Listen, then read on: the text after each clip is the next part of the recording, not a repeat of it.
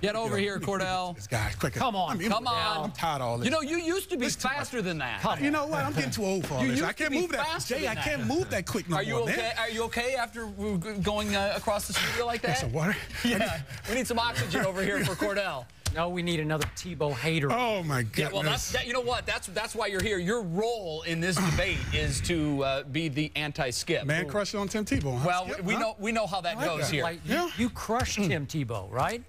Let's go. You do. We're going to get to that. Let's go. Before we get specifically to the Tebow discussion, which is coming up second here, let's talk about what John Fox had to say after the game on Monday night. He said that he didn't hear the boos, he didn't hear the chants for Tim Tebow. Don't know how he didn't, but he's saying that he didn't hear it. Are you buying that, Chris, as an athlete who, from time to time, probably lets something get through? Well, I mean, he heard it, but you don't want to hear it. I think it's all about what you don't want to hear and what you don't want to talk about because, I mean, to be honest, who wants to get booed at home? Especially when you're giving 100%, you're trying. You know, you're out there trying to win a game. And sometimes it happens, and it's really tough. And, you know, what other way is he going to address it? You know, he has to say, well, I was concentrated on the game. I didn't hear it. He might hear it, and then after a while, it's just noise, and you just do your job. But as a player, you hear a lot. You know, I'm sure Cordell can tell you hear a lot. You know, well, Coach Fox, he heard the boos.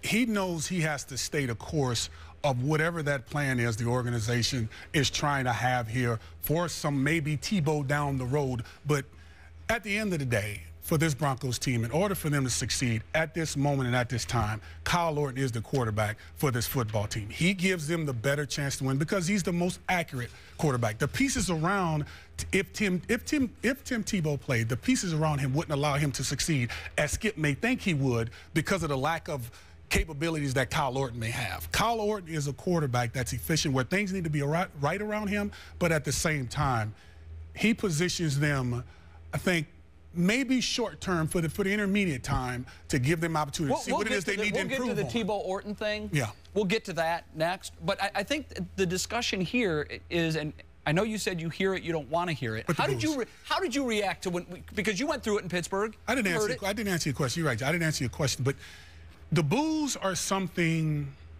that you can't run from.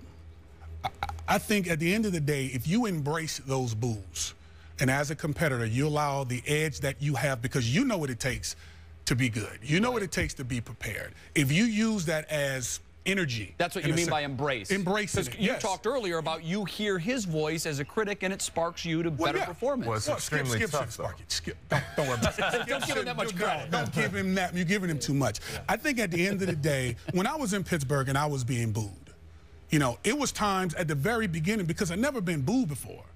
It was kind of hard to deal with. But I also had to remove myself from that place in time and put myself in a position where when I was in Colorado and I had the success, the Hail Mary pass that I threw.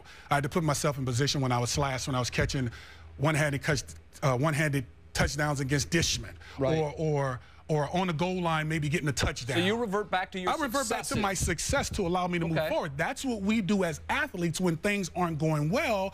We not necessarily are in denial, but at the same time, we have to continuously keep pressing so that in order for us to finish or play better or get over the hump of the boos or not playing well, we have to put ourselves in a whole other state of mind, a whole different place, and see it the way we want to see it. Is it unanimous, Skip? Do we all agree that he heard the boos? Let me ask Chris, worst you've ever been booed? Oh, man. I remember a while ago we played, well, at home. Either way, Toronto, would that be the worst? Or at home? Yeah. Yes. At because home, Toronto fans were they love sports and they want to win. And, you know, that was one thing that was extremely tough to kind of do was take yourself outside and put yourself in the fans' position because they don't feel anything's wrong with it. And that's kind of their motivation to be like, hey, wake up, come on, let's go. And as a player, it's kind of tough to deal with at the time, and I wasn't used to it. But, you know, when you hear that at home, it makes it extremely tough to get going, but I think you have to find a way. So those boos distracted you more than motivated you? At first.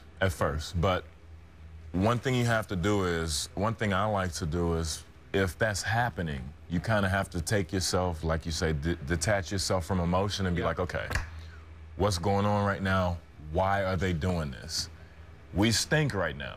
We have to pick it up, and they're letting us know that we stink right now. So, and you know, it goes into the business as well. If you're paying X amount of dollars to come see whoever play and you're disappointed, you're okay with the boos. Yeah, I mean, that's the fans' right.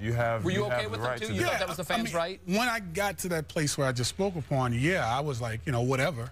I still got to go and start. You knew you deserved it? Were you ever booed and you thought it was unfair? I mean, there's perspective that you have to have in those boos. If you're stinking up the joint, yeah. You know. Okay. There it is. So bottom line, John Fox's ears were burning with the Tebow chants, Tebow, Tebow, Tebow. You would think. But he was very shrewd to gloss over that in the interview that we heard. Yeah. Because he said, I didn't hear that, but the fans were great. Yeah, he went on to compliment the fans. Well, that was shrewd operating on He his said part. it was the best crowd he's ever been associated with. Wow. But trust me, his Tebow issue might just be the biggest issue he's faced as a head coach in the NFL. It's a big one. Which brings us to this which brings us to this, because as I said, when you walked over here, you're a critic. You're a harsh critic of Tim Tebow. You're not sure he can be a quarterback in this league. Is he getting a pass? Wait, one thing you know for certain is fans will take to players depending on what they do off the field and how they handle certain situations with the fan base, in a sense. And I think the majority in Denver has gravitated to Tim Tebow because of his personality. And well, they clearly want him to be the starting quarterback. But that does not mean that he should be the starting quarterback. You can want what you want. Sure. You know, but that doesn't mean he needs to be the starting quarterback. I've been in that position before where they may have wanted Kent Graham to be the starting quarterback. They may have wanted Tommy Maddox to be the starting quarterback. I had to handle my business as such. Coach Cowher and whoever else was on the staff had to make a decision, and they did. What does that division from fans and media do to the personal relationship that you had with the other quarterbacks?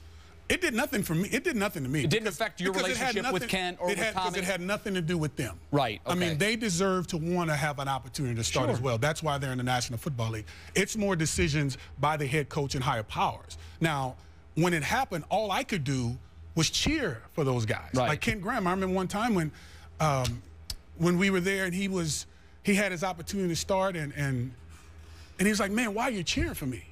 Because I would be mad if I were you. But I'm like, why am I supposed to be mad at you? And you want the team when to it's succeed. not you? Kevin Gilbride was the offensive coordinator, and even Kevin Gilbride even mentioned, why are you so happy for this guy? And I'm like, Coach, you know, man, this is my teammate. If I'm sitting here on the bench, the worst thing I want to do is be envious of him or mad, because if my opportunity comes, I want him to have my back as well. And when I did get the chance, it worked out well. All right. Well, he's got his critics out there. He also has a big supporter in Skip Bayless.